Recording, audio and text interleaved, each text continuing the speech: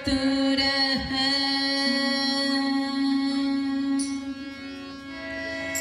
कृणिवन्तो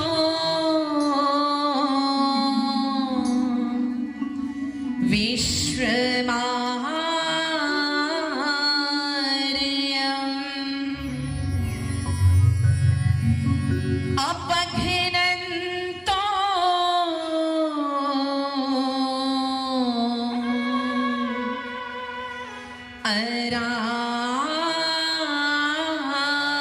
रावणः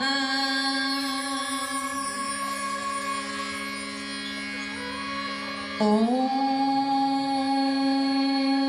स्वस्ति पन्था मनुचरी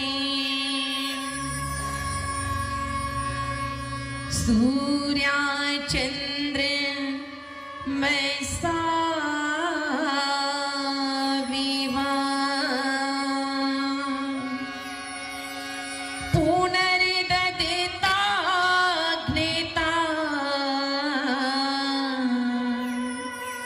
जानिता संग में मही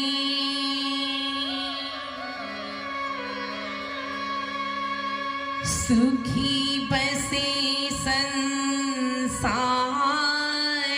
सबे दुखिया रहे न को यह अभिलाषा हमें सभी की भगवन पूरी हो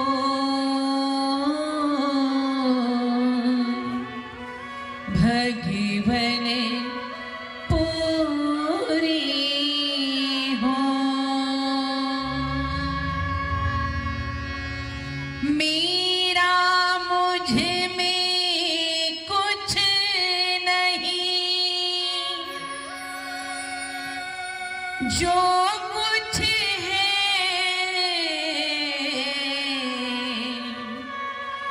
सब तो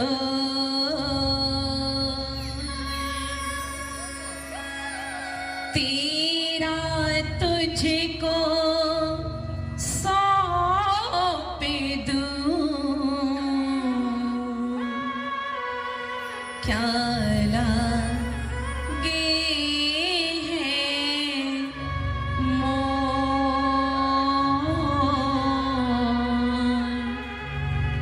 क्या लागे हैं मोह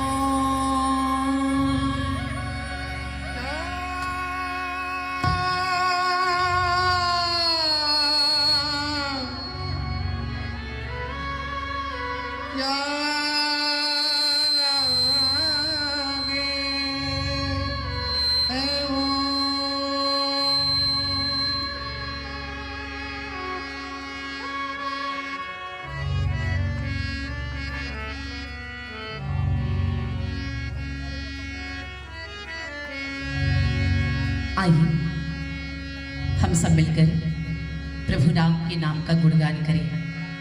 कहते हैं जिसके नाम का जाप करने से जीवन तर जाता है। राम के बिना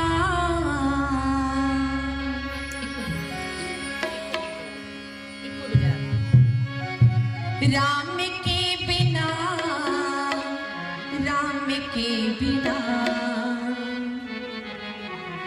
राम के बिना प्रभु नाम के बिना जल जाए जिह्वा पावनी राम के बिना जल जाए जिह्वा पावनी राम के बिना जल जाए जिह्वा पावनी राम के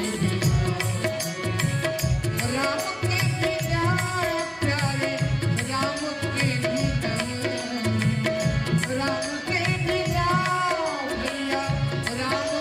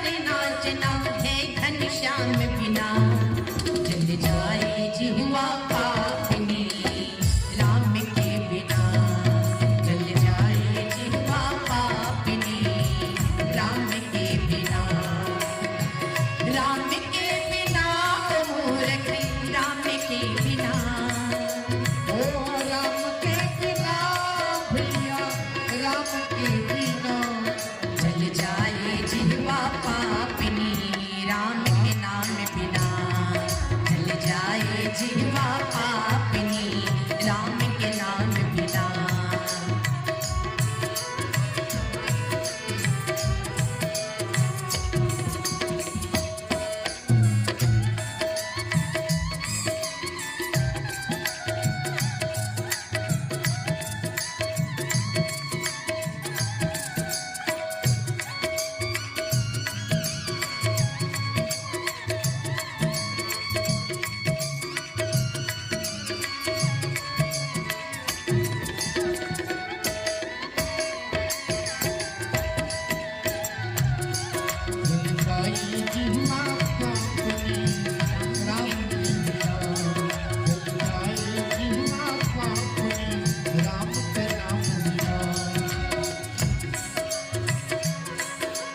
पंच पंख बिन भिक्षु डंक बिन आरत संख बिना पंच पंख बिन भिक्षु डंक बिन आरत शंख बिना गणित अंक बिन कमल पंख बिन निशा मयंक बिना गणित अंक बिन निशा मयंक बिन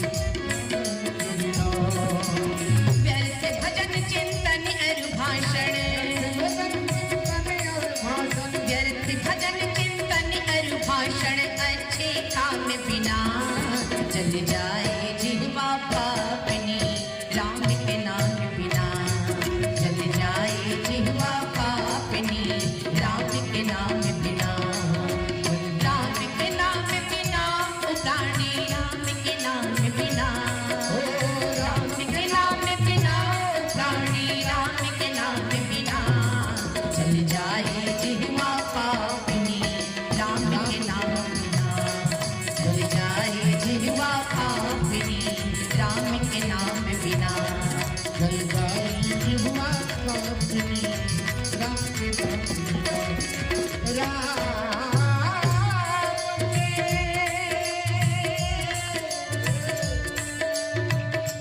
राम के नाम बिना राम के बिना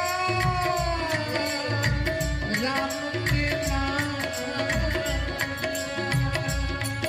जल जाए जिह्वा पापिनी राम के नाम बिना जल जाए जिह्वा पापिनी राम के नाम बिना जल जाए जिह्वा पापिनी राम के नाम प्रिया कंत बिन मठ महंत बिन हस्ती दंत बिना प्रिया कंत बिन मठ महंत बिन हाथी दंत बिना राम पंच बिन ऋषु बसंत बिन आदि अंत बिना राम पंच बिन ऋतु वसंत बिन आदि अंत बिना राम बिना नर ऐसे जैसे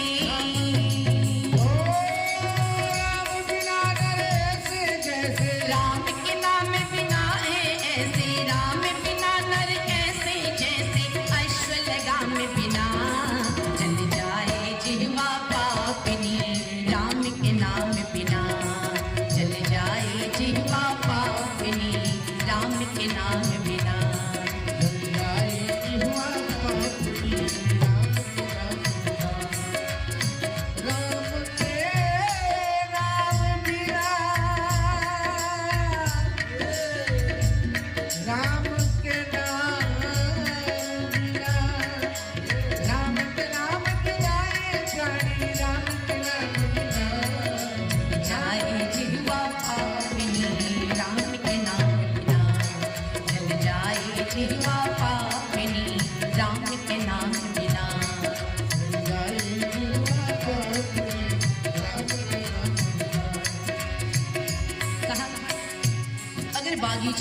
पुष्प ना हो तो बागीचे की कोई कीमत नहीं रह जाती। कहा पुष्प बाग बिन और संत के अंदर अगर त्याग ना हो तो संत की भी कोई कीमत नहीं रह जाती। इसलिए कहा पुष्प बाग के बिन संत त्याग के बिन गाना राग बिना, पुष्प बाग के बिन संत त्याग के बिन गाना राग बिना, शीश नमन बिन नयन दर्श बिन नारी सुहाग बिना, शीश नमन बिन नयन दर्श बिन नारी सुहाग बिना। संत कहे ये जग है सोना, संत कहे ये जग है सोना, संत कहे ये जग है सोना, संत कहे ये जग है सोना, आत्म ज्ञान बिना जल जाए जिह्वा पापिनी, राम के नाम बिना जल जाए जिह्वा पापिनी, राम के नाम बिना जल जाए जिह्वा पापिनी, राम के नाम बिना, राम के प्यारे राम के नाम बिना, राम के नाम बिना हो प्राणी, राम के नाम बिना जल जाए जिह्वा पापिनी, राम के नाम बिना जल जाए जिह्वा पापिनी, राम के नाम बिना जल जाए जिह्वा पापिनी, राम के नाम बिना जल जाए जिह्वा पापिनी, राम के नाम बिना।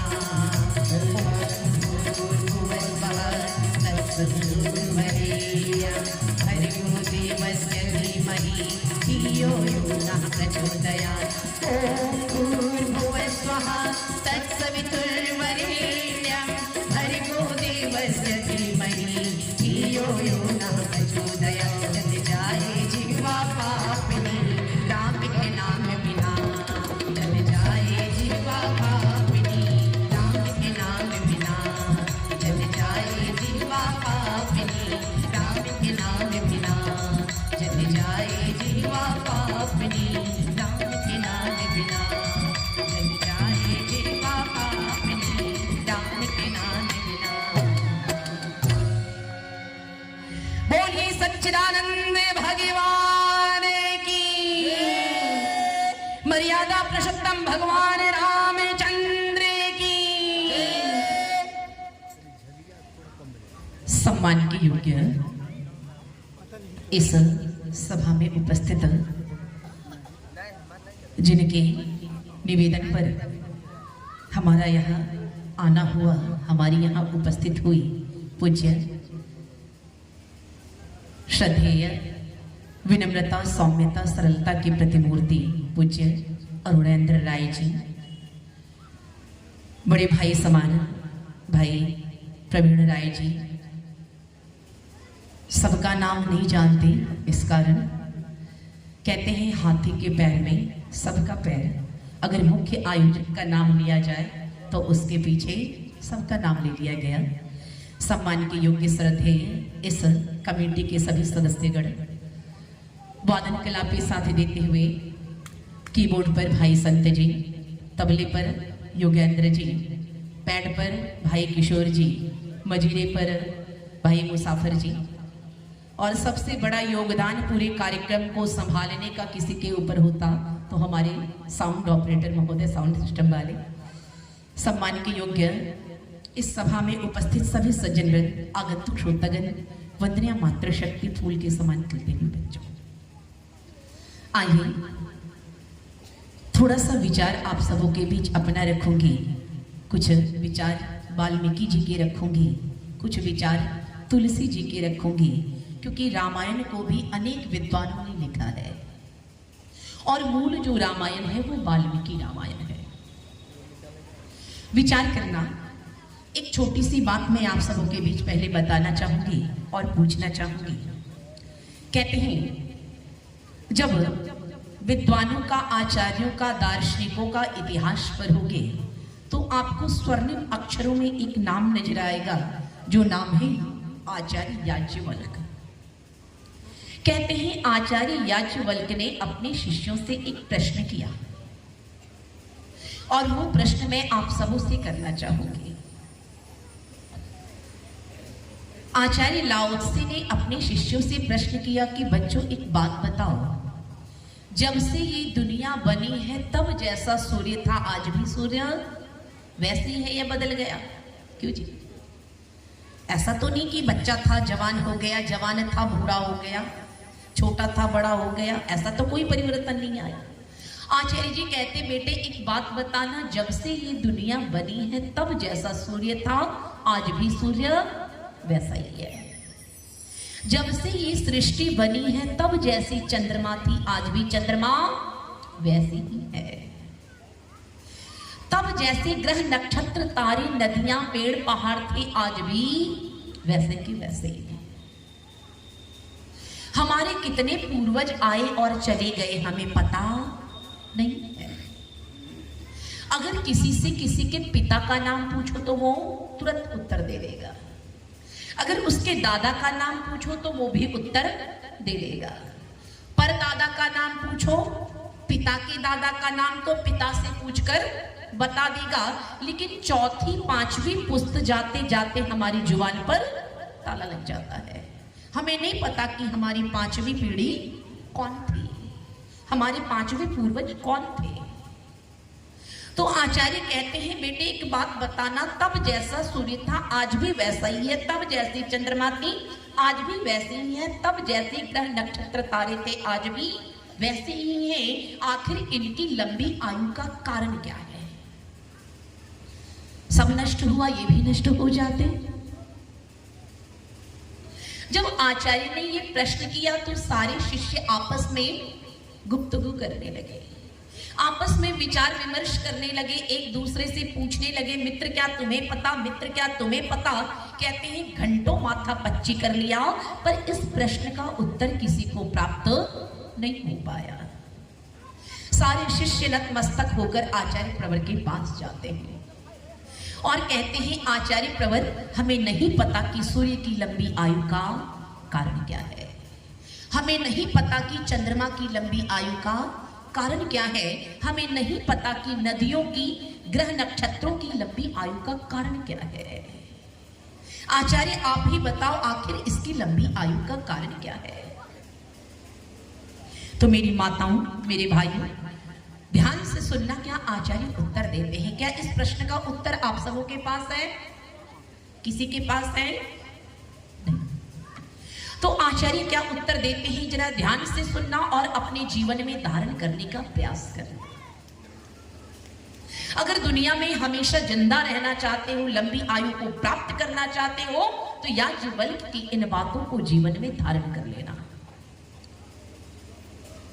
आचार्य कहते हैं बेटे एक बात याद रखना, सूर्य कभी अपने लिए उदय नहीं होता, सूर्य कभी अपने लिए अस्त नहीं होता, चंद्रमा कभी अपने लिए चांदनी नहीं बिखेरती, नदियां कभी अपने लिए जल नहीं बहाती, पेड़ कभी अपने लिए फल नहीं उगाते, धरती कभी अपने लिए अन्न पैदा नहीं करती, और जो दूसरों के लिए जिया करते वो कभी मरा नहीं करते।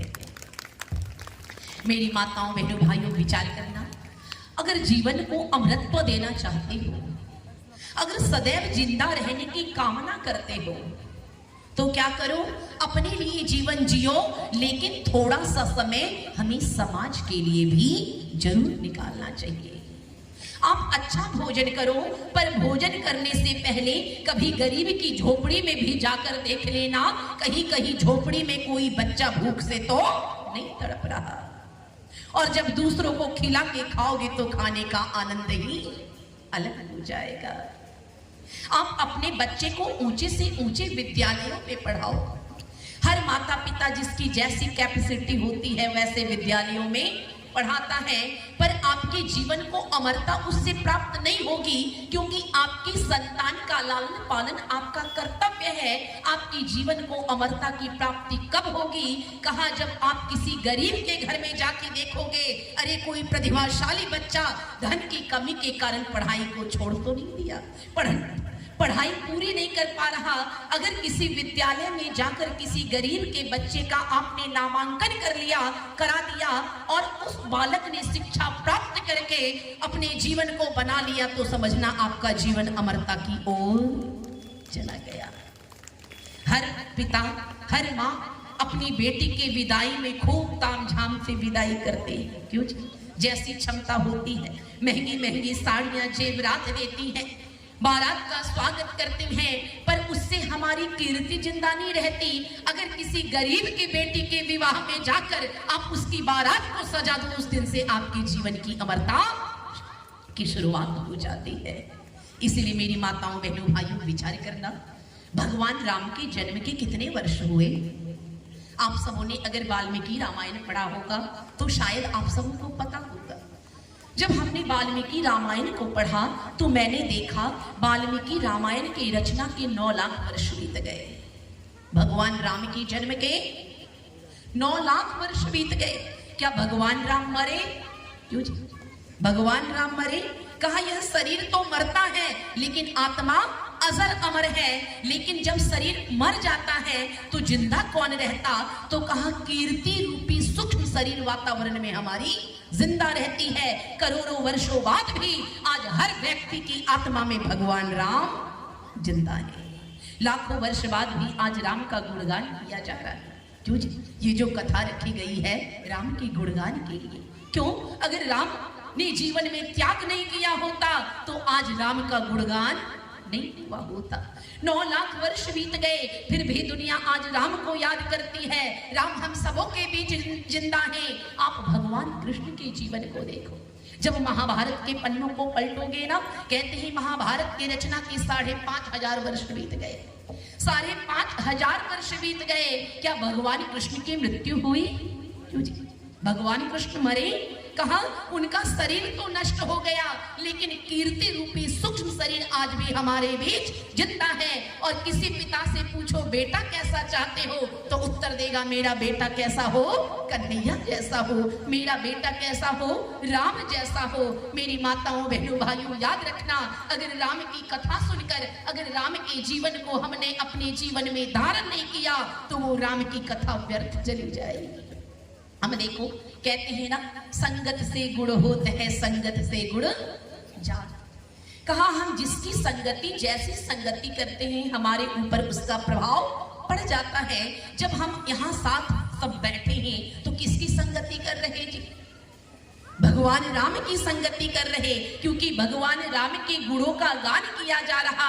और एक बात बताना, आप अगर बाहर निकलो, आप अगर समाज में चलो तो आपको देखकर कोई कह दे कि देखो ये राम का भक्त आ रहा, आपके टीका चंदन से नहीं, अरे आपके आचरण से। आज लोग गीत गाते हैं, सीताराम सीताराम सीताराम कहिए जाहे विधि राखे राम ताहे विधि रहिए। लेकिन दूसरी लाइन बदल लेना, आप जरूर सीताराम सीताराम सीताराम कहिए लेकिन जाहे विधि राहे राम ताहे विधि रहिए। अगर वास्तव में राम के भक्त हो तो जैसे जीवन प्रभु राम ने अपने जीवन को जिया था, आप भी अपने जीवन को उसी प्रकार जीने का प्रयास करो, तब लगेगा कि वास्तव में तुम राम के भक्त हो। अगर हम कृष्ण के भक्त हैं, केवल राधे कृष्णा का जाप करें, अगर हमारा चरित्र कंस वाला है तो हम कृष्ण के भक्त नहीं है। हम सीताराम सीताराम का जाप करें, अगर हमारा चरित्र रावण वाला है तो हम राम के भक्त नहीं है। कहा मनसा वाचा कर्मणा, कहा जो मन विचार करता है वही हमारी वाणी में होती है। और जैसा मन विचार करता है, जैसी हमारी वाणी होती है, कहा हमारे कर्म भी वैसे ही होते हैं। इसलिए अच्छा विचार करोगे तो तुम्हारी वाणी अच्छी होगी। जब तुम्हारे विचार और वाणी अच्छी होगी तो तुम्हारा जीवन भी अच्छा होगा। विचार करना, आज घरों में जब बच्चों का जन्म होता है, क्यों जी? हर किसी के घर में बच्चे का जन्म होता है। जब घर में बच्चे का जन्म होता है, जन्म होने वाला होता है, तो पति पत्नी आपस में विचार करते हैं। जब पत्नी गर्भवती होती है तो पति पत्नी आपस में विचार करते हैं, जब समय मिलता कि बेटा होगा तो क्या नाम रखोगे? क्यों जी? आप सबों ने भी विचार किया होगा। दोनों आपस में विचार करते कि बेटा होगा तो क्या नाम रखोगे? और पति बोलता ये नाम रखूंगा, पत्नी कहती ये नाम अच्छा है, दोनों विचार कर रहे। अगर बेटी हुई तो क्या नाम रखा जाए, फिर दोनों ने विचार किया। हर कोई एक नाम का प्रस्ताव लेकर तैयार है। बुआ अलग तैयार है कि अगर भतीजा हुआ तो ये नाम रखूंगी, भतीजी हुई तो ये नाम रखूंगी। अभी बच्चे का जन्म नहीं हुआ, दादा पहले से मन बनाए हैं कि घर में पोते का जन्म हुआ तो नाम ये रखूंगा, अगर पोती हुई तो नाम ये रखूंगी। घर में जब बच्चे का जन्म होता है तो माँ कहती है, देखो मैंने 9 महीने की पीड़ा सही है, 9 महीनों के कष्टों को सहकर, प्रसव पीड़ा को सहकर मैंने संतान को जन्म दिया है, इसलिए पहला नाम रखने का अधिकार मेरा है। पति कहता है, अगर तू इसकी माँ है तो मैं भी तो इसका बाप हूं, नाम मैं रखूंगा। माँ ये नाम प्रस्ताव रखी, पिता ये नाम रखा। जब ये बात दादा के सामने आई तो दादा भी अलग नाम लेके तैयार है। अगर तू माँ बाप है तो मैं भी इसके बाप का बाप हूं। दादी अलग कह रही कि अगर आप इसके बाप के बाप हो तो मैं इसकी बाप की माँ हूं, नाम मैं रखूंगी। भगी भगी ससुराल से बुआ आती है और कहती, अरे नाम रखने का अधिकार तो बुआ का होता है, इसलिए नाम मैं रखूंगी। नाम का चयन किया जाता है। फिर घर के जो बड़े बूढ़े होते हैं ना, वो विचार देते हैं, ऐसा करो पहले पंडित जी को बुलाओ। क्यों जी? नामकरण में के लिए पंडित जी को बुलाया जाता है। और पंडित जी को बुलाया जाता है, क्या दिखवाई जाती? उसकी राशि दिखवाई जाती है, उसकी राशि दिखवाई जाती है। और पंडित जी जो अक्षर बता देते हैं, उस अक्षर पर बालक का नाम रख दिया जाता है, बालिका का नाम रख दिया जाता है। और घर वाले ये विचार करते हैं कि राशि के अनुकूल अगर नाम रखा जाए तो बच्चे का जीवन अच्छा होगा, उत्थान की ओर बढ़ेगा। मेरी माताओं, एक बात बताना, अगर राशि के अनुकूल नाम रखने से बालक का जीवन उत्थान या पतन की ओर बढ़ता तो विचार करना, जो राशि राम की थी वही राशि रावण की भी थी। क्यों जी? जो राशि राम की थी वही राशि रावण की भी थी। अगर राशि के अनुकूल नाम रखने से जीवन उत्थान या पतन की ओर बढ़ता तो विचार करना, जो राशि कृष्ण की थी वही राशि कंस की भी थी। अगर राशि के अनुकूल नाम रखने से जीवन उत्थान या पतन की ओर बढ़ता मेरे भाइयों, तो विचार करना, जो राशि गांधी की थी वही राशि गोडसे की भी थी। और इतना ही नहीं, जो राशि ओसामा बिन लादेन की थी वही राशि ओबामा की भी थी। राशि एक है पर जीवन जीने की शैली में कितना भारी अंतर है। एक राम है और एक रावण है, एक कृष्ण है और एक कंस है। जब ऐसे उदाहरण लोगों के सामने आए तो लोगों ने विचार किया, राशि के अनुकूल नाम रखने से जीवन में कोई विशेष बदलाव आने वाला नहीं है। फिर लोगों ने विचार किया, घर वालों ने विचार किया, ऐसा करो सीधा भगवान के नाम पर बच्चे का नाम रख दिया जाए। क्यों? हमारे जो बड़े बूढ़े, उनके घरों में देखो, किसी का नाम विष्णु है तो किसी का नाम शंकर है, किसी का नाम गौरी है, सीधा भगवान के नाम पर रख दिया। कहते हैं घर वालों ने विचार किया, ऐसा करो सीधा भगवान के नाम पर बच्चे का नाम रख दो। और माँ ने, पिता ने, दादा ने, दादी ने, बुआ ने, फूफा ने सब मिलकर बच्चे का क्या नाम रख दिया? राम। क्या नाम रखा जी? राम। अब एक बात बताना मेरी माताओं, अगर भगवान के नाम पे रखने से बालक का जीवन उत्थान या पतन की ओर बढ़ता, अगर भगवान राम के नाम पर नाम रख देने से बालक राम बन जाता तो आज राम रहीम जेल में बंद नहीं होता। क्यों जी? अगर राम के नाम रखने से मनुष्य राम बन जाता तो आज राम रहीम जेल में नहीं होता। अगर राम के नाम रखने से बालक राम बन जाता तो आज रामपाल हरियाणा के जेल में बंद नहीं होता।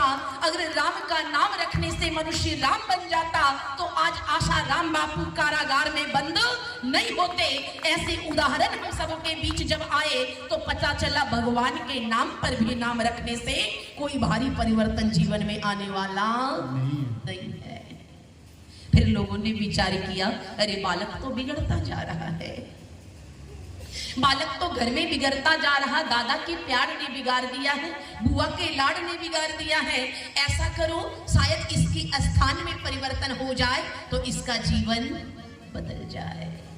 शायद ये विद्यालय जाए, गुरुकुल जाए, विदेश भेज दो, हॉस्टल भेज दो तो इसका जीवन बदल जाएगा।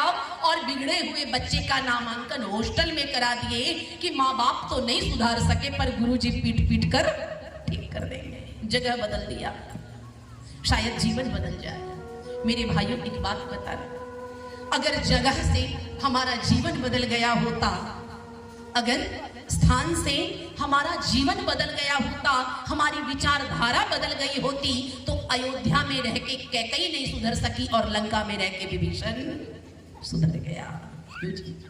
अयोध्या में रह के कैकेयी को सब समझा के थक गए पर वो समझने को नहीं तैयार, लेकिन वही लंका में विभीषण को देखो दिन रात राम के गुणों का गान करता रहता था। जब ऐसे उदाहरण हम सबों के बीच आए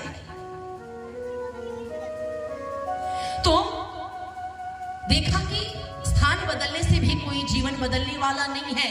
अब ये तो युवा अवस्था की ओर और बिगड़ता जा रहा, तो फिर घर वालों ने सोचा शायद इसके पैरों में बेड़ी पड़ जाएगी तो इसका जीवन बदल जाएगा। और किसकी बेड़ी डाल दीजिए? शादी की बेड़ी, विवाह के फंदे में पड़ा दिया। शायद लुगाई आए, अब तक तो माँ पिताजी नहीं ठीक कर पाए, शायद लुगाई आए तो ये सुधर जाएगा। और लोगों ने धूमधाम से विवाह कर दिया। अरे वो बिगड़ा था सो बिगड़ा था, बर्बाद था सो बर्बाद था, किसी अच्छी लड़की के जीवन को भी बर्बाद कर दिया। फिर लोगों ने सोचा अभी भी नहीं बिगड़ रहा, खुद परेशान था, इससे सब परेशान थे, अब तो इसने पत्नी के नाक में भी दम कर दिया। ऐसा करे शायद ये साधु संतों के बीच रही, शायद वेशभूषा धारण करने से जीवन बदल जाए। और लोगों ने उसे साधुओं के बीच में भेज दिया, संतों के बीच में भेज दिया। वो भी भगवा धारण करके संतों के बीच रहने लगा।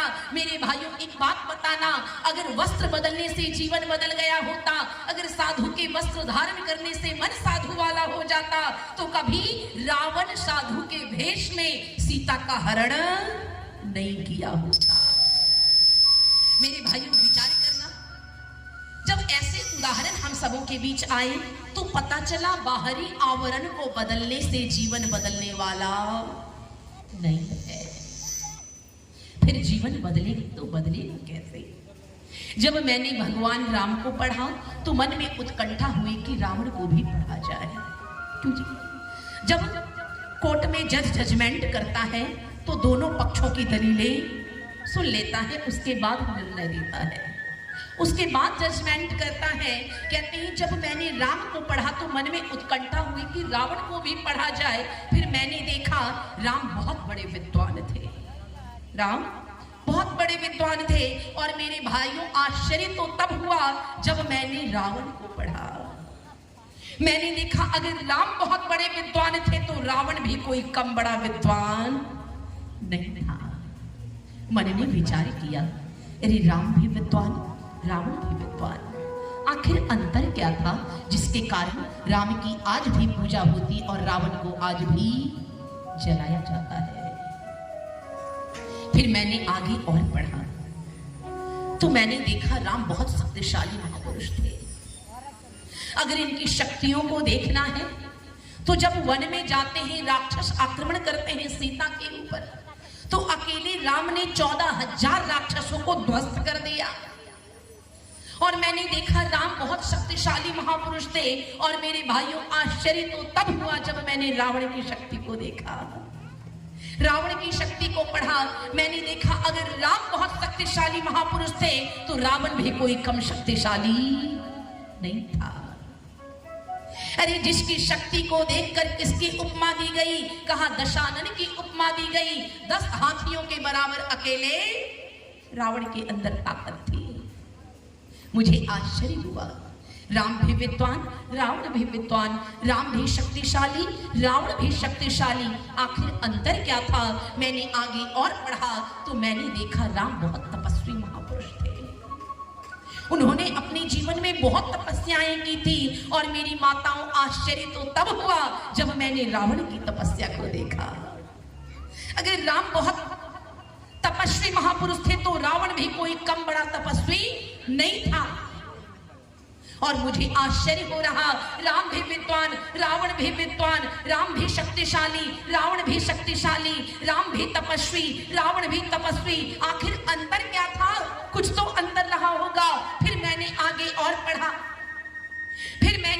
और पढ़ा तो देखा भगवान राम दिखने में बहुत सुंदर थे। अगर इनकी सुंदरता को देखना चाहते हो तो रामायण के उन पन्नों को पलटना। जब जनकपुर जाते हैं राम जी जानकी को ब्याहने के लिए और देखते हैं कि जब वो जनकपुर जाते हैं तो जब राम जी को सारी वहां की स्त्रियां देखती, सारे पुरुष देखते हैं तो मन ही मन विचार करते हैं, इतने सुंदर युवराज का निर्माण अगर ईश्वर ने किया है तो जरूर सीता के लिए ही किया है। उसके सौंदर्य को देखकर सबकी आंखें फटी की फटी रह जाती। और मेरे भाइयों आश्चर्य तो तब हुआ जब मैंने रावण की सुंदरता को देखा। अगर रावण की सुंदरता को देखना चाहते हो, अगर रावण की सुंदरता को देखना चाहते हो तो रामायण के उन पन्नों को पलट कर देखना। कहते हैं प्रथम बार जब रणभूमि में राम और रावण की पहली मुलाकात होती है और उस दैदीप्यमान चेहरे को देखकर प्रभु राम विभीषण से पूछते हैं, ओ विभीषण, ये दैदीप्यमान ललाट वाला महापुरुष कौन है? ये गौर वर्ण वाला, लंबी चौड़ी कद काठी वाला, घुंघराले बालों वाला, अरे जिसके चेहरे से इतने प्रकाश पुंज निकल रहे कि खुली आंखों से देखना भी संभव नहीं हो पा रहा, ये सुंदर महापुरुष कौन है? फिर विभीषण उत्तर देते हैं, प्रभु राम, यही तो मेरा बड़ा भैया रावण है। मुझे आश्चर्य हुआ, राम भी विद्वान, रावण भी विद्वान, राम भी तपस्वी, रावण भी तपस्वी, राम भी शक्तिशाली, रावण भी शक्तिशाली, राम भी सुंदर, रावण भी सुंदर। मैंने सोचा आखिर अंतर क्या था? मैंने आगे और पढ़ा तो मैंने देखा राम राजा थे, राम राजा थे। और कहते हैं राजा की पूजा तो हर राज्य के वासी करते हैं। और मैंने देखा रावण को तो देखा राम अगर अयोध्या के राजा थे तो रावण भी स्वर्णमयी लंका का राजा था। मेरी जिज्ञासा बढ़ती जा रही अंतर जानने की। मैंने आगे और पढ़ा तो मैंने देखा भगवान राम की पत्नी बहुत सुंदर थी। भगवान राम की पत्नी मां जानकी दिखने में बहुत सुंदर थी, जिसके सौंदर्य को देखकर चाणक्य लिखते हैं, अति रूपेण वै सीता, अति गर्वेण रावण, अति दानात् बलिवृद्धो, अति सर्वत्र वर्जयेत्। कहा अति रूपवती होने के कारण सीता का हरण हुआ। और मन ने विचार किया, ज्यादा ही कम कर दिए, मन ने विचार किया कि शायद मां सीता बहुत सुंदर थी, इसलिए दुनिया राम की पूजा करने लगी। क्यों जी? अगर पत्नी प्रधान हो तो पति को भी दुनिया वाले क्या कहते हैं? अगर पत्नी प्रधान हो गांव की तो पति को भी गांव वाले क्या कहते हैं? प्रधान जी। अगर पत्नी डॉक्टर हो तो पति को भी गांव वाले क्या कहते हैं? डॉक्टर साहब। क्योंकि ये संबंध ही ऐसा है, अगर एक दुखी हो तो दूसरा भी दुखी हो जाता, एक सुखी हो तो दूसरा भी सुखी हो जाता, एक पदाधिकारी हो जाए तो दूसरा भले अंगूठा छाप हो वो भी पदाधिकारी का पद प्राप्त कर लेता है। और मन ने विचार किया शायद सीता मां बहुत सुंदर थी, जिसका क्रेडिट भगवान राम को मिल गया, दुनिया राम की दीवानी हो गई। मेरे भाइयों आश्चर्य तो तब हुआ जब मैंने रावण की पत्नी की सुंदरता को देखा। और रावण की पत्नी की सुंदरता को देखना चाहते हो तो रामायण के उन पन्नों को पलटना। जब हनुमान जी मां जानकी की खोज में लंका में प्रवेश करते हैं और रात्रि काल में मंदोदरी के शयन कक्ष में प्रवेश करते हैं तो देखते हैं पलंग पर अति सुंदरी स्त्री विराजमान है। हनुमान विचार करते हैं कि मेरे प्रभु राम ने जिस सौंदर्य का बखान किया था, मेरे प्रभु राम ने जिस सुंदरता का वर्णन किया था, जिस सौंदर्य के बारे में बताया था, वो सौंदर्य तो इस नारी के अंदर कूट कूट कर भरी पड़ी है। कहीं हो ना हो यही मेरी सीता मां तो नहीं है। लेकिन हनुमान का मन तर्क करता है, अगर प्रभु से दूर होकर इतनी चैन की नींद सो रही तो ये सीता मां तो कतई नहीं हो सकती। मेरे भाइयों, मुझे आश्चर्य हो रहा था, राम भी विद्वान, रावण भी विद्वान, राम भी राजा, रावण भी राजा, राम भी तपस्वी, रावण भी तपस्वी, राम भी शक्तिशाली, रावण भी शक्तिशाली, राम की पत्नी भी सुंदर, रावण की पत्नी भी सुंदर। आखिर अंतर क्या था? मैंने और गहराई से पढ़ा। जब मैंने गहराई से पढ़ा तो मैंने देखा रावण ने केवल चित्र को बदला था और राम ने अपने चरित्र को बदला था। जिसने अपने चरित्र को बदल दिया वो राम बन गया और जिसने केवल चित्र को बदला वो रावण बन गया। मेरे भाइयों, विचार करना, अगर दुनिया में महान बनना चाहते हो तो बाहर के आवरण को बदलने से पहले अपने अंतःकरण को बदलो। अगर आपने अपने अंतःकरण को बदल लिया तो राम बनने में ज्यादा वक्त लगने वाला नहीं है। व्यक्ति महान किससे होता है? अगर कोई शक्तिशाली हो, अगर कोई पहलवान हो तो वो अकड़ में आ जाता कि मैं बड़ा पहलवान हूं, पर वो पहलवान अगर एक बार पेट खराब हो जाए तो उसकी पहलवानी की ऐसी की तैसी हो जाती है। अगर कोई किसी को अपनी पहलवानी का अभिमान होता, किसी को अपनी विद्वता का अभिमान होता है कि वो हम लगता है हम दुनिया में सबसे बड़े हो गए। किसी को धन का अभिमान है, किसी को बल का अभिमान है। अरे महान कौन होता है? ना कोई धन से महान होता है, ना कोई बल से महान होता है, ना कोई विद्या से महान होता है। महान किससे होता? तो याद रखना, अंग्रेजी कवि भी लिखते हैं, wealth is lost, nothing is lost. क्या कहा? Wealth is lost, nothing is lost, but health is lost, something is lost, but character is lost, everything is lost। कहा धन गया तो कुछ नहीं गया, अगर स्वास्थ्य गया तो कुछ गया, लेकिन चरित्र गया तो सब कुछ गया। अगर दुनिया में महान बनना चाहते हो तो अपने चरित्र को उठाने का प्रयास करो। जिसने अपने चरित्र को सुधार लिया, जिसने अपने चरित्र को उठा लिया, वही दुनिया में आज भी पूजा जाता है। जिसने अपने चरित्र को नहीं संभाला, आज भी वर्षों बाद वो जलाया जाता है। मेरे भाइयों, विचार करना, यही सीख रामायण हमें देती है, यही सीख हमें राम का जीवन देता है। अगर हमने अपने जीवन में परिवर्तन नहीं लाया तो राम कथा का कोई लाभ होने वाला नहीं है। अरे पूरे जीवन को देखो, अरे उनके जीवन के एक अंश को जीवन में धारण करने का प्रयास तो करो। भगवान राम के जीवन की सत्यता को देखना। भगवान राम के जीवन में सत्यता कैसी थी? सत्य किसे कहते हैं जी? हर शब्द की एक परिभाषा होती है। सत्य किसे कहते हैं? तो कहा जो वस्तु जैसी है उसको वैसा जानना सत्य है और उसके विपरीत जानना असत्य है। विचार करना और याद रखना, ऋषि महर्षि लिखते हैं, शास्त्रकार लिखते हैं कि जो व्यक्ति सच्चा होता है उसके दुश्मन भी उस पर विश्वास करते हैं। मेरी माताओं ध्यान से सुनो, मेरी बातें समझ में आ रही ना आप सबों के? आ रही है?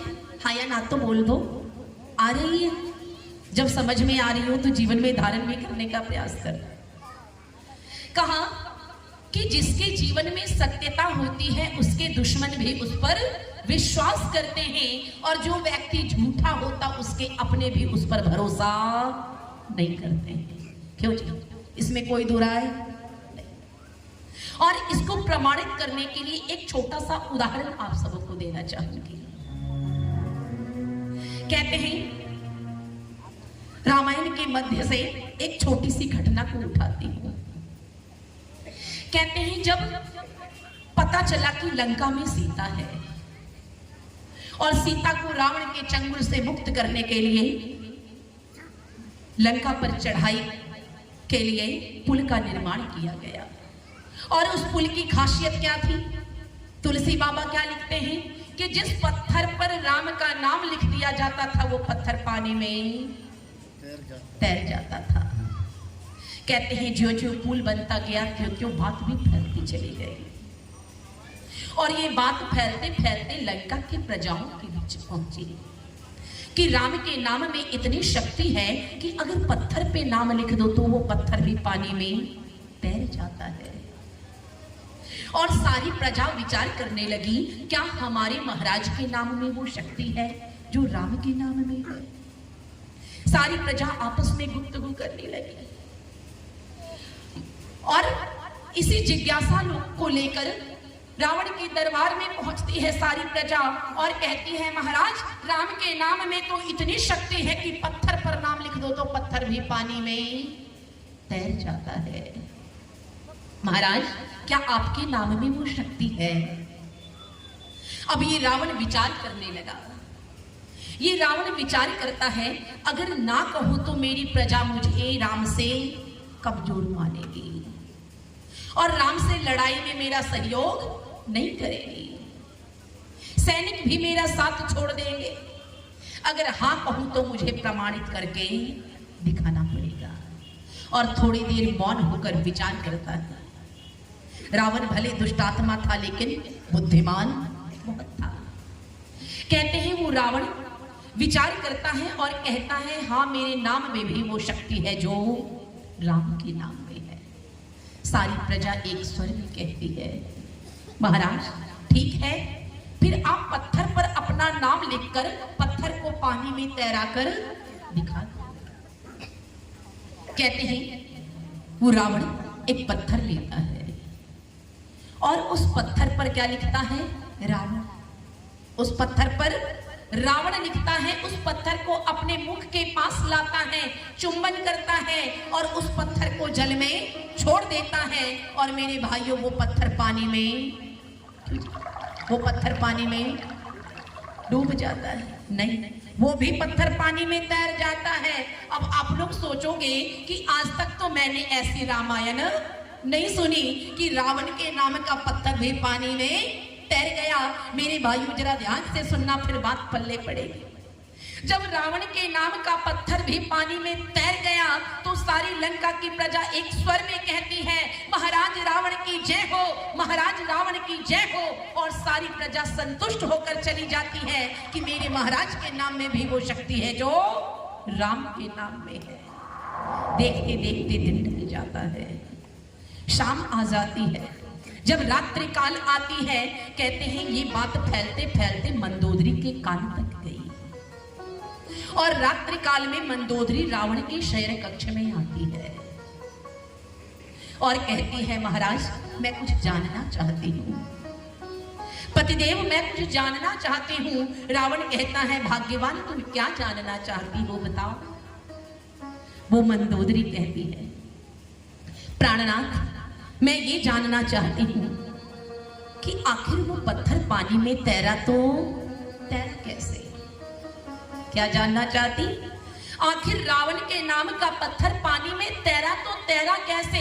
जब ये प्रश्न मंदोदरी ने किया तो रावण कहता है, अरे मेरे नाम के कारण तैर गया। मेरे नाम में भी वो शक्ति है जो राम के नाम में है। वो मंदोदरी कहती है, महाराज मैं इस बात को मानने को तैयार नहीं हूं। इस बात को स्वीकार करने को तैयार नहीं हूं मैं। आखिर बताओ वो पत्थर पानी में तैरा तो तैरा कैसे? वो रावण कहता, मंदोदरी जब सारी प्रजाओं ने इस बात को स्वीकार कर लिया कि मेरे नाम में भी वो शक्ति है जो राम के नाम में है, फिर तुम बाल का खाल क्यों निकाल रही? तुम तिल का तार क्यों बना रही? जब सारी प्रजाओं ने इस बात को मान लिया तो तुम भी इस बात को मानकर संतुष्ट हो जाओ। वो मंदोदरी कहती है, महाराज मैं आपकी प्रजा नहीं, मैं आपकी अर्धांगिनी हूं। क्या कहा? महाराज मैं आपकी प्रजा नहीं हूं, मैं आपकी अर्धांगिनी हूं, मैं आपकी धर्म पत्नी हूं। और हर पत्नी को अपने पति की ताकत और कमजोरी का पता होता है। आखिर बताओ वो पत्थर पानी में तैरा तो तैरा कैसे? अब मंदोदरी के जिद को देखकर रावण समझ गया अब ये बातों में आने वाली नहीं है। और उस कहते हैं ना, बाल हट अगर अपने आप पर आ जाए तो घर वालों को नतमस्तक होना पड़ता है, लेकिन उससे भी भयंकर हट कौन होता है जी? त्रिया हट। कहा अगर त्रिया हट अपने आप पर आ जाए तो पीछे हट के सिवा कोई हट चलता नहीं है। अब मंदोदरी के जिद को देखकर रावण समझ गया अब ये बातों में आने वाली नहीं है।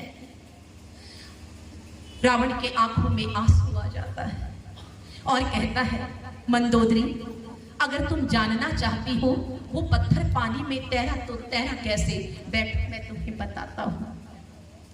जब सारी लंका की प्रजा मेरे पीछे पड़ गई कि मेरे नाम में वो शक्ति है जो राम के नाम में है। मंदोदरी अगर मैं नहीं कहता तो मेरी प्रजा रावण से लड़ाई में मेरा साथ नहीं देती, मेरी प्रजा मेरे विरोध में खड़ी हो जाती, वो राम से जाकर मिल जाती। अगर हाँ कहता तो मुझे प्रमाणित करके दिखाना पड़ता।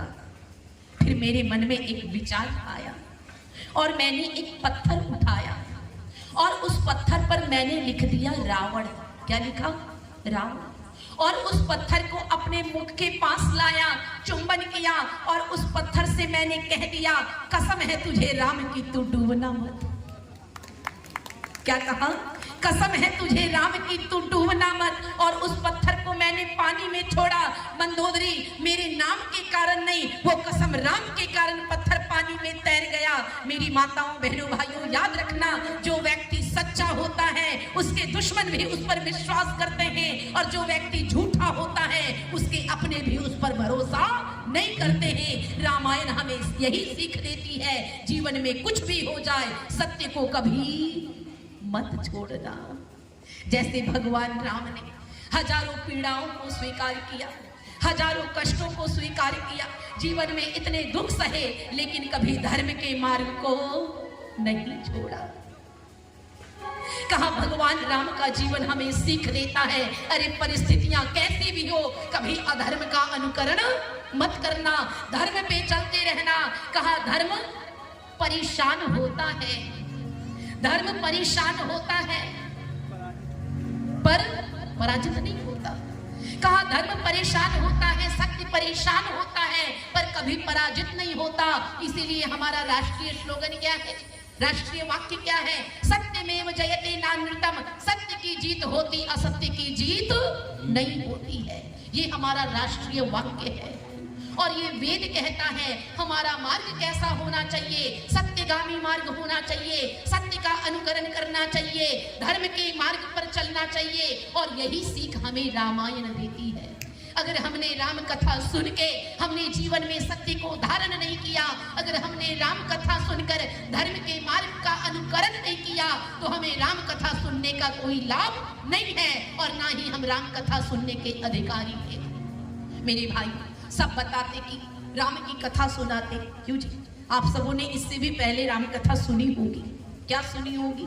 राम जी का जन्म हुआ, हाँ, और बधैया गाना शुरू हो गया, फिर शादी हुई, जानकी जी विदाई हो रही। हमारी बहनें भी जानकी जी के लिए साड़ियां गहने खूब सारी लेके पंडित जी को दान किए कि हमारी जानकी की विदाई हो रही। पर विचार करना मेरे भाइयों, राम कथा का अर्थ वो नहीं है। राम कथा का अर्थ कि राम ने जीवन में क्या किया और किससे वो महान हुए, उनके गुणों को धारण करके हम राम नहीं बन सकते पर राम के मार्ग पर चलने का प्रयास तो कर सकते हैं। लेकिन आज हम सिर्फ सीताराम सीताराम सीताराम का रट्टा मारते हैं। राम राम हरे हरे बीड़ी पिया खड़े खड़े, क्यों? यही तो हो रहा समाज में। पूजा हो रहा, राम राम कर रहे, सब रट्टा मार रहे, एक हाथ से बीड़ी उड़ा रहे। क्या ये राम की कथा सुनने वाले श्रोता हैं? श्रोता कहते किसे हैं? कहा श्रोता कहते किसे हैं? वास्तविक में श्रोता होता कौन है? कहा श्रोता पहले श्रवण करता है, फिर मनन करता है, फिर जीवन में धारण करता है, वही वास्तविक श्रोता होता है। अरे कथाओं में टाइम पास करने के लिए मत आना, ये विचार करके आना कि हम अपने जीवन को बदलने जा रहे हैं, कथा से कुछ जीवन में धारण करके लौटेंगे। यूं ही एक कान से सुना और दूसरे कान से अगर निकाल दिया तो हजारों वर्षों तक कथा हो, हमारे राम राज्य कभी स्थापित हमारे देश में नहीं हो पाएगा। आज बहुत ही भारतवर्ष बड़ा सौभाग्यशाली देश है और भारतवर्ष हम सब बहुत सौभाग्यशाली हैं कि रामलला का 22 तारीख को क्या है जी, 22 जनवरी को क्या है, रामलला की प्राण प्रतिष्ठा। हम सब बड़े सौभाग्यशाली हैं। अरे आज तक 5000 वर्षों से 5500 वर्षों से हम लड़ते आ रहे हैं, जिसके लिए आज वो जीत हमारी पूरी हुई। और इसका श्रेय किसको जाता आप सबको पता है। मैं किसी की समर्थक नहीं, लेकिन जो धर्म पे चलने वाला है, जो राष्ट्र के हित की बात करता है, मैं उसकी समर्थक हूं। वो किसी भी पद का हो, किसी भी जात का हो। विचार करना मेरे भाइयों, भगवान राम का जीवन हमें यही सीख देता है। अगर हमने राम के जीवन से कुछ सीखा नहीं तो ये राम कथा व्यर्थ हो जाएगी। इसलिए कहा, कहते हैं एक गांव में एक नौजवान घूमने गया। अक्सर होता जब शहर में लोग रहते हैं तो उनकी इच्छा होती गांव को देखने की, और जो गांव में रहते हैं उनकी इच्छा होती शहर को देखने की। एक गांव में शहर का नौजवान घूमने गया, और जब वो भ्रमण कर रहा था तो एक गांव की सुंदर युवती पर उसकी दृष्टि पड़ी, और मन ही मन विचार किया कि मैं विवाह करूंगा तो इसी से करूंगा। और वो नौजवान उसके पिता का पता करता है और उसके पिता के पास पहुंचता है। उस सुंदरी युवती के पिता के पास पहुंचता है और कहता है, बाबूजी मैं आपकी बेटी से विवाह करना चाहता हूं, मैं आपकी पुत्री का वरण करना चाहता हूं। कहते हैं इतना सुनना था, वो जो व्यक्ति था गांव का सीधा साधा किसान था। अब वो किसान सोचने लगा, अचानक से मेरी बेटी के विवाह का प्रस्ताव अगर नौजवान सीधा मेरे पास अगर लेके आया है तो विचार का तो सही है। वरना आज समाज में क्या हो रहा है, कोई लड़की पसंद आ गई, चौराहे से नौजवान सिट्टी मारना शुरू कर देता है, पीछा करना शुरू कर देता है। पर वह नौजवान जाता है उस युवती के पिता के पास और कहता है, बाबूजी मैं आपकी पुत्री से विवाह करना चाहता हूं। जब किसान सुनता है तो विचार करता है, अचानक से पुत्री के विवाह का प्रस्ताव लेकर आया है। अगर पुत्री के विवाह का प्रस्ताव आए तो पहले व्यक्ति ऊपर के आवरण को देखता है, जोड़ी ठीक ठाक लगनी चाहिए। और शास्त्र भी क्या कहता है, लड़के लड़की का विवाह कहाँ करो, कहा जहां गुण कर्म स्वभाव मिले वहां लड़के लड़की का विवाह कर दो। लेकिन आज समाज में क्या हो रहा, गुण मिले ना मिले, कर्म मिले ना मिले, स्वभाव मिले ना मिले, खूब दहेज मिले, वही बेटे का विवाह कर दो। मेरे भाइयों विचार करना, कहते हैं जब किसान के सामने नौजवान बेटी के विवाह का प्रस्ताव लेकर आता है तो वो किसान उस नौजवान को ऊपर से नीचे, नीचे से ऊपर देखता है और मन में विचार करता है, मेरी बेटी भी सुंदर है, नौजवान भी कोई कम सुंदर नहीं है। दिखने में तो जोड़ी ठीक लगेगी पर सौंदर्य से ही जीवन चलने वाला नहीं है। फिर वह किसान पूछता है, बेटे तुम करते क्या हो, तुम्हारा व्यापार क्या है, तुम्हारी नौकरी क्या है। कहते हैं वो नौजवान पूरा बायोडाटा किसान के सामने रख देता है, पूरा बिजनेस व्यापार के बारे में बता देता है। फिर वो किसान जब जानता है तो मन में विचार करता है, रोटी पानी से भी संपन्न है, बिटिया को कभी रोटी पानी की दिक्कत नहीं होगी, अच्छी जिंदगी होगी, धन की भी संपन्नता है, रूप यौवन से भी संपन्न है। लेकिन वो किसान विचार करता है, मेरी माताओं बहनों भाइयों, कोई भी पिता कोई भी माँ अपनी बेटी का हाथ किसी के हाथ में देने से पहले 100 बार विचार करती है, क्योंकि एक विवाह ऐसा प्रसंग है जो हमारे पूरे जीवन को बना भी सकता और बिगाड़ भी सकता है। अगर हमने अपने जीवन में एक गलत पुरुष का चयन कर लिया तो हमारी पूरी जिंदगी बर्बाद हो जाती है। अगर किसी पुरुष ने गलत स्त्री का चयन कर लिया, गलत युवती का चयन कर लिया तो उसकी पूरी जिंदगी